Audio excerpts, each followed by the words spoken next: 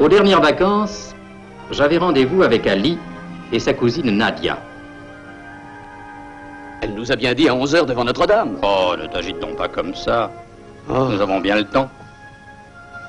On dirait que tu ne connais pas les femmes, mon vieux. Tiens, regarde plutôt les effets de soleil sur la grande rosace. Est-ce qu'on trouve dans les mosquées des rosaces pareilles à celle-ci? Oui, tu verras quelque chose de semblable à Tlemcen. En moins imposant, toutefois. Oh, cette Nadia. Oh, mon vieux.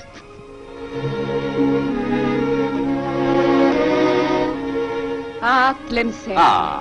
Tu es comme une jeune épousée assise sur le lit nuptial. Ah, te voilà, toi. Mais c'est joli tout ça. De qui est-ce? D'un poète arabe, comme mon cousin originaire de Tlemcen. Tiens. Oui, eh bien, nous avons juste le temps d'aller prendre nos bagages.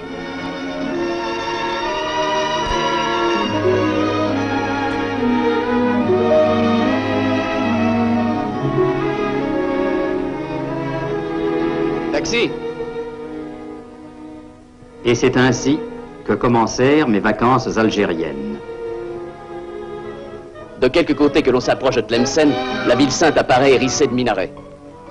Je n'aurais pu souhaiter de meilleur guide que mon ami Ali pour partir à la découverte de sa ville, dont le nom revenait si souvent dans nos bavardages, au lycée de Versailles où nous sommes tous deux jeunes professeurs. Sa culture et cette poésie innée qu'il tient de sa race en font le plus charmant des compagnons de voyage.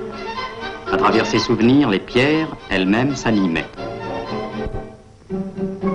Nos premières visites furent pour le Méchoir, l'ancien palais des émirs, et pour le musée où se trouve cristallisé en fragments d'architecture et en pierres tumulaires le lointain passé de la ville. Mais Ali avait une revanche à prendre sur Notre-Dame de Paris, et il me montra avec orgueil les mosquées dont le nombre et l'importance attestent la splendeur millénaire de Tlemcen. Je ne pus que m'incliner devant les subtils ornements du minaret de Jama Kebir avant de franchir le seuil de la grande mosquée pour admirer ses 72 colonnes qui font la ronde autour d'une fontaine en marbre transparent.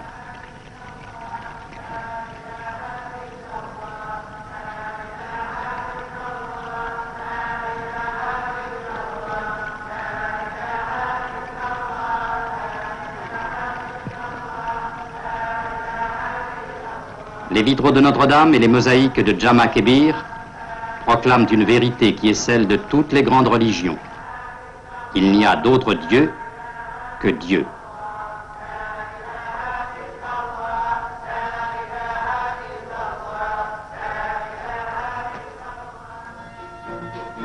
Ali tenait à accomplir en ma compagnie un autre pèlerinage. Que de fois il m'avait dit « Je t'emmènerai dans la Kissaria, c'est là que je suis né ». La Kissaria, c'est le domaine des marchands, le quartier grouillant de vie qui rappelle que de tout temps, Tlemcen fut un des comptoirs les plus actifs de l'Algérie. Les artisans du cuir y sont légion.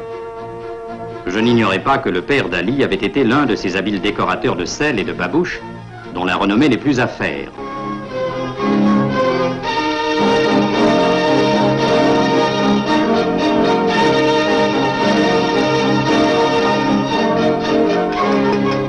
Ali me fit apprécier aussi l'art si original des ciseleurs de cuivre.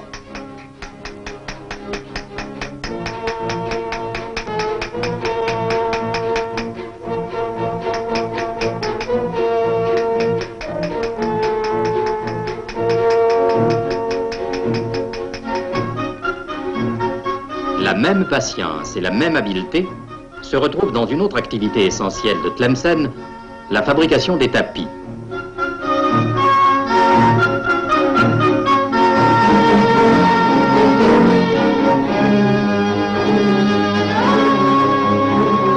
À notre époque vertigineuse, les artisans arabes sont peut-être les seuls au monde à garder conscience de la valeur du temps et de la noblesse de l'ouvrage bien fait.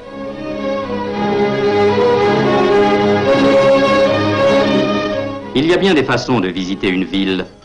Je n'oublierai jamais pour ma part nos longues flâneries en carriole, rythmées par les sabots d'un petit cheval nerveux. Fructueux échange d'idées entre deux jeunes intellectuels de races et de religions différentes, mais amoureux des mêmes valeurs humaines. Le troisième pèlerinage d'Ali fut pour la Médersa où il avait fait ses études.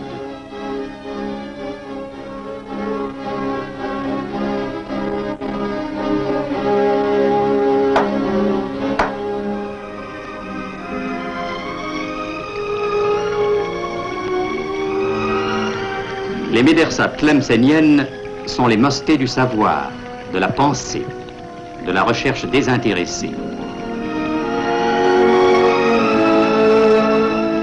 Les étudiants y tiennent d'interminables palabres, auxquelles se mêlent parfois leurs professeurs. Ali fut heureux de retrouver dans un groupe un de ses meilleurs maîtres. Félicitations, mon cher Ali. Merci. Je suis très heureux d'apprendre votre nomination. Est-ce que vous regrettez votre ville? Oui, je la regrette. Elle est pour moi pleine de souvenirs. Et j'ai quelquefois la nostalgie de notre ville. Mais j'ai de bons amis. Mon ami Hubert. Monsieur le professeur. Vous avez là un brave camarade. Nous avons gardé de lui un excellent souvenir. C'est ici qu'il a poursuivi ses études, qu'il a obtenu son diplôme. Les générations passent. Parmi ces jeunes gens, vous aurez d'autres réussites. Espérons-le. Très heureux, monsieur le professeur. Au revoir mon ami, et bonne chance. Merci.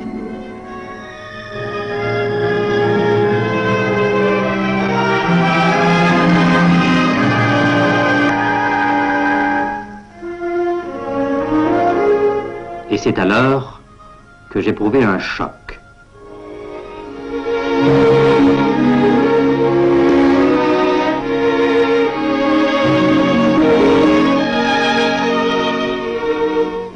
Je crus reconnaître en elle une gravure de Scheherazade qui avait fait rêver mes 15 ans.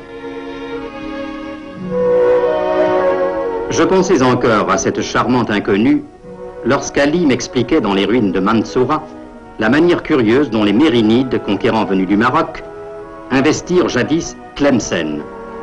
Ils construisirent autour d'elle une puissante cité fortifiée à laquelle ils donnèrent le nom de Mansoura, la victorieuse.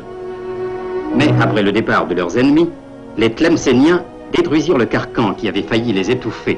Voici ce qui reste de l'orgueilleuse Mansoura.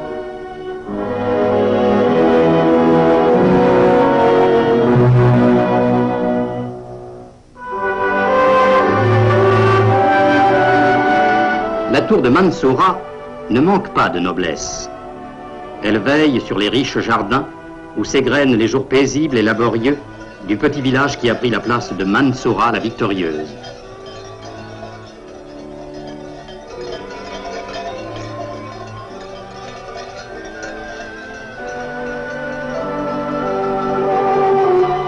La paix a mis son baume sur cette portion du monde qui fut un foyer permanent d'insurrection, et les pierres de la guerrière Mansoura ont servi à bâtir la mosquée de Sidi Haloui, qui projette sa lumière sur ce plantureux Éden. À Paris, tu m'as parlé plusieurs fois d'hommes sanctifiés. Mais oui, parce que Tlemcen est une terre sainte. La multitude de Koubba qui peuplent sa campagne le prouve.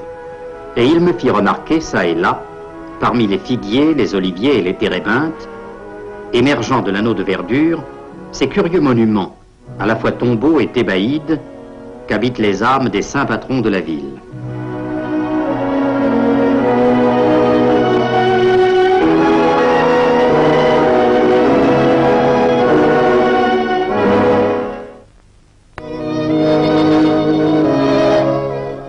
Cette incursion dans le royaume des morts nous conduisit jusqu'au cimetière musulman. Mon ami prétend qu'avec celle d'Istanbul, cette nécropole est la plus émouvante du monde islamique.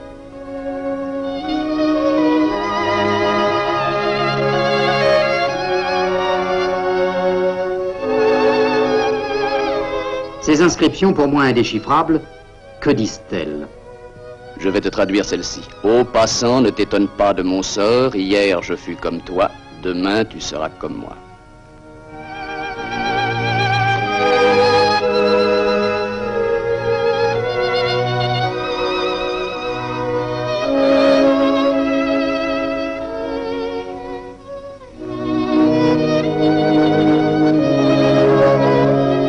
À une demi-heure de la ville, parmi les arbres et les jardins, s'élève sur une colline inspirée le village de Sidi Boumedienne.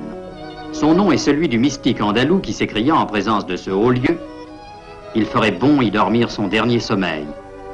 Son vœu fut d'ailleurs exaucé. Sidi Boumedienne doit à la piété des Mérinides le mausolée, la mosquée et la médersa dédiée au saint patron de la ville, tout monument considéré avec la grande mosquée centrale comme les chefs-d'œuvre les plus authentiques de l'islam occidental, au même titre que ceux d'Andalousie. Comme pour souligner la sainteté du lieu, du haut du grand minaret, tomba soudain l'étrange appel du muezzin.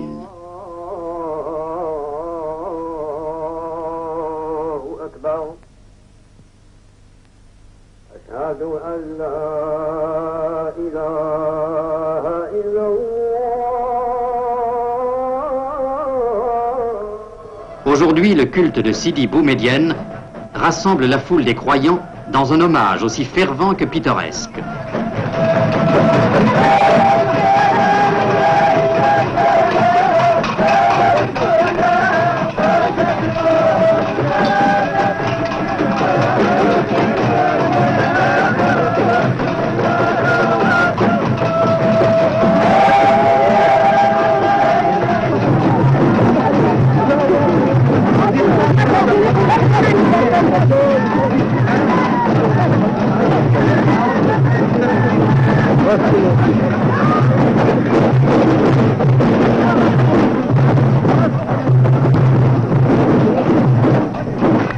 En revenant de la procession dansante de Sidi Bou Médienne, mon chemin croisa pour la seconde fois celui de la jeune inconnue.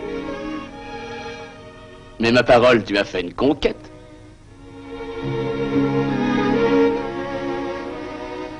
Je serais curieux de connaître cette femme-là. Je te le souhaite, mon vieux.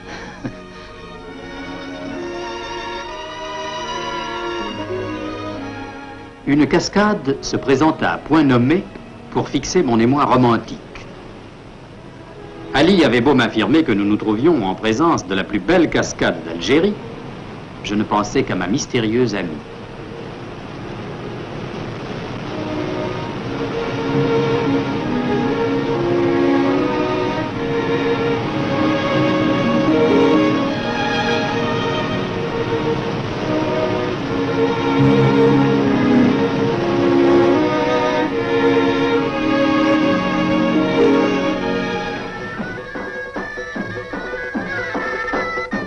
Le spectacle qui se présenta à nous, un peu plus loin, n'était guère fait pour détourner le cours de mes pensées. C'était un cortège de noces, fiancés à cheval et en tête, assez semblable à ceux qu'on voit dans les provinces françaises, la psalmodie des raïtas mise à part. Pour que nul n'en ignore, cette procession ouvrait le cycle des cérémonies qui allaient présider au mariage de Slimane, un ami d'enfance d'Ali, et nous y étions l'un et l'autre invités.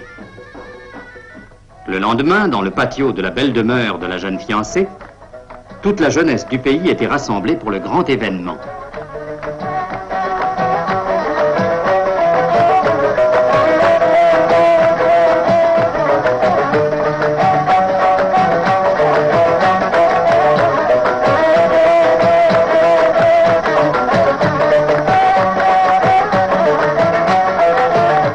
Seule, la fiancée ne participait pas à ce prélude de fête.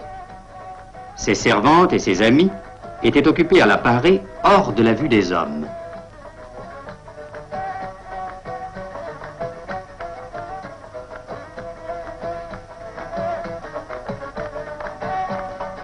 Elle était pleine de gravité dans ses atours de princesse des mille et une nuits.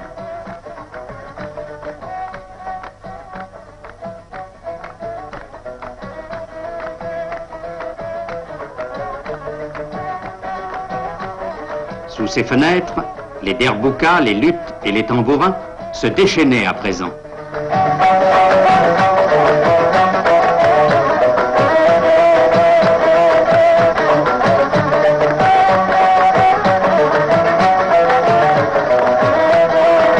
Parfois, la fiancée jetait un regard sur la fête à travers les grilles d'un moucharabier.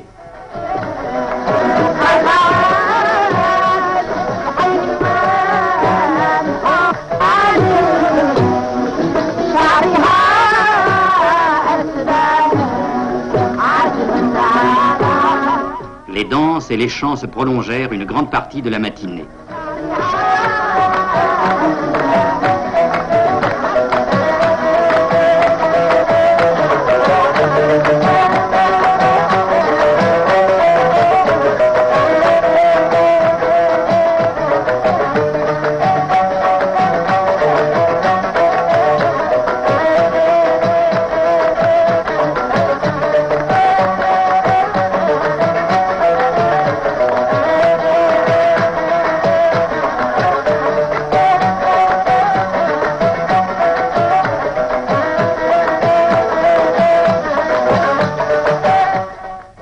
fête magnifique. Tous mes compliments. Je vous remercie de m'avoir invité. J'ai l'impression d'avoir vécu un conte des 1001 nuits. Malheureusement, je dois repartir demain pour Paris. Mais le plus bel hommage, c'est celui que vont offrir nos parents de la campagne. Ils arrivent ce soir et organisent une très belle fantasia.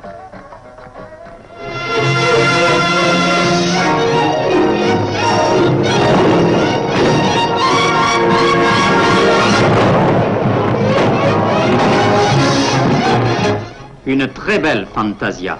Slimane ne m'avait pas menti.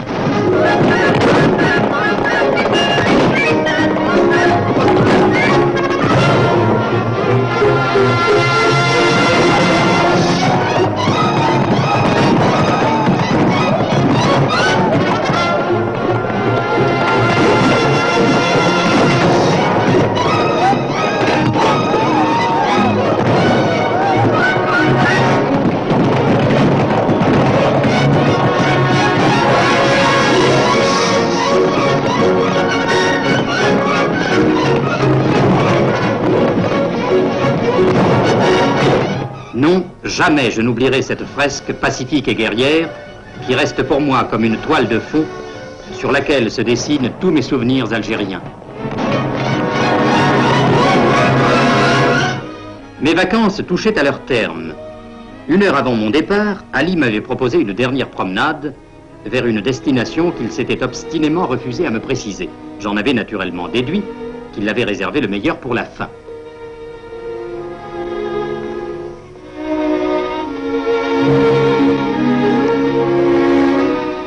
Attends, tu vas avoir une surprise.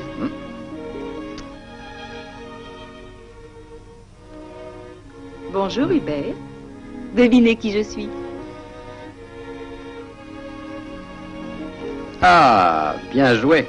J'aurais dû m'en douter. C'était donc vous. Pardonnez-moi. Mais vous connaissez les coutumes ici. Les traditions nous reprennent irrésistiblement. Voyez, je suis avec mes amis. Venez un moment avec nous. Non, mon vieux, il est trop tard. Je regrette. Alors, au revoir Hubert. À bientôt, à Paris. Au revoir. À bientôt.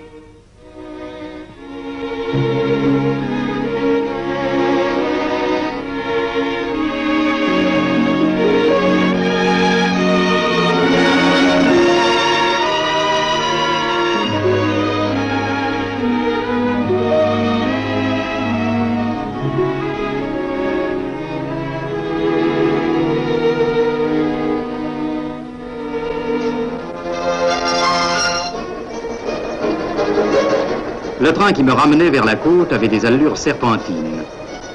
Et moi, je pensais à la meilleure façon possible de remercier Ali de son hospitalité. N'avais-je pas toute la vie devant moi pour faire visiter Paris à sa cousine Nadia ?